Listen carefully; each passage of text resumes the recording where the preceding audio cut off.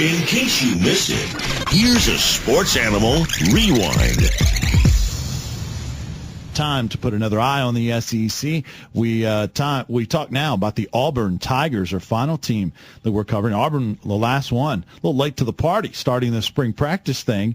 Mike Szvetitz, friend of the show from the Opelika-Auburn News, joins us. Mike, Vince, and John, how you doing, bud? Vince, what's going on, buddy? How you doing, sir? Good, sir. Good. We're good. John, you good? Yes. I'm good. John, Everybody's good. It's all good. Again, buddy. Good to see you. Or talk to you. So we gotta get the Skype thing going, Vince, so I can actually see you guys. You know? Yeah, we need to up our technology in here. We're working on our satellite. Right. There you go. We're the dial-up isn't working so good anymore. We're trying to master the phones first, and then we'll upgrade to technology after that. So, what about the Gus Malzahn era? Obviously, the recruiting class was fantastic. Is there a difference in terms of feel, vibe, as you start getting closer to the start of spring practice at all? Yeah, I think, everybody's getting excited down here as far as the fans go. I mean, it can't get worse than what they had last year at 3-9, and winless in the SEC. So I think, it was time for a change, and obviously Auburn made one. And, Gus Malzahn comes in, and he's familiar. Everybody's familiar with what Gus can do because he was here for 3 years as the offensive coordinator.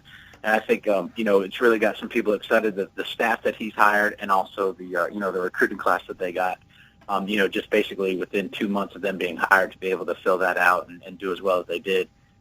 So there's still a lot of holes on the roster. I mean, obviously this spring, I'm sure we'll talk about, the quarterback situation is on everybody's mind. And, there's only 2 scholarship quarterbacks on the roster this spring. So, it's going to be interesting. They've got 3 coming in the summer. But right now, for all intents and purposes, it's just between, Jonathan Wallace and Kyle Frazier. And, and then there's some other holes across the board that they got to fill. But as far as the excitement, as far as, just the new day, it's everybody you talk to, it's a new day. So, it seems to be the case here. Mike, you hit on it, the coaching staff he has assembled. I was trying to think of anyone I thought that had done a better job as a first-time SEC head coach in assembling a staff that fit his needs and fit the locale as well as Gus Malzahn did, and I couldn't think of one. I just think of the mixture of youth experience of guys with recruiting ties in that area where Auburn mainly recruits. I just thought it was really significant. I think on paper it's one of the strongest staffs of anybody in the SEC, and I wondered going into that, did you envision him putting together this kind of staff? Did you think that was even possible? No, it is true. It is remarkable the staff that he could put together. And I guess for me, thinking about stats, you'd have to go back to Gene Chidwick's first year, the staff that he put together in his first year as far as recruiters. He got some of the top recruiters in the country and some guys from Auburn. Tracy Rocker was a big get for Gene when he first got here. And so you kind of look at what Gus has done and you say, okay, Gene put together a high-profile staff as far as recruiters. Gus has put together a high-profile staff as far as veteran coaches who have done it for a long, long time. You look at the defensive side of the ball, every coach on the defensive side of the ball has got 15-plus years in college football, major college football, and a lot in the SEC. I mean, Rodney Garner's been there for 15 years at Georgia. You look at, Ellis Johnson, obviously, who's a staple in defense in the SEC and in the country. Melvin Smith and Charlie Harbison. Those 4 guys right there have almost 100 years of experience in just major college football coaching defense. Offensively, you knew that he was going to go after some young guys. I think everybody could pencil in Rhett Lashley as the offensive coordinator the day that Gus got hired, just because he played under Gus's system in high school and been with him every step of the way. So and some of the offensive coaches getting Damian Craig was huge, I think, because he played at Auburn, knows Auburn, and he's one heck of a recruiter. Tim Harbison comes in, who's been around the SEC a bunch and can recruit.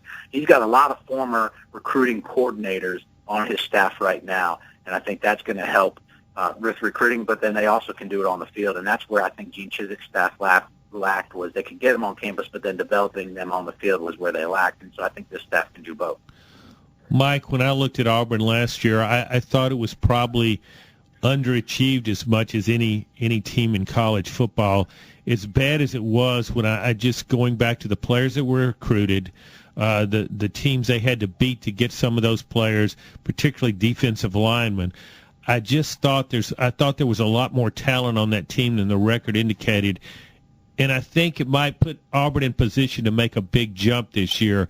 Am I being overly optimistic about Auburn in that regard? No, I think you're right. I think they did underachieve. They had a lot of talent, but again, I think the cycle of losing, and John, I know you guys have seen it in Tennessee somewhere. It's like, here we go again. And I think once Auburn, got to a point where they weren't competitive in some of these games, and when one thing would go wrong, everybody, I don't want to say they quit, but it would kind of just, that snowball will keep rolling downhill, and they couldn't do anything to stop it. And I think, they did underachieve, but as well, they weren't progressing either. It's kind of just getting worse. And they played better in the beginning of the year than they did at the end of the year, and I think that had some symptoms to do with the losing, as well. But their defensive line should have been better than it was. I mean, you use that as an example. Their linebacking core, they had some young talent that they didn't play for whatever reason, and so I think a lot of these guys now understand that, hey, it's not because, it was more of a lack of I guess just everything, leadership, maybe even some, just like I said, that snowball effect. And now it's we keep saying a new day, it's a new day, but these guys are going to be put hopefully in positions for them to make some plays and to get on the field. And I think that's one thing that the staff has really stressed. It doesn't matter who you are or what you did before we got here. You're going to get a chance to either play yourself into a position or play yourself out of a position. And defensively, since you mentioned that, it's kind of gonna with this staff, with the veteran experience that they have on this staff. I think these guys know what to do with some of these young players and putting them in roles because they've been doing it their whole careers. Talking SEC spring practice with Auburn, Mike. We're almost out of time. We just got about a minute. We got to squeeze as much as we can about spring storylines. You mentioned the quarterback position, and then any early enrollees that you're looking for to keep note of.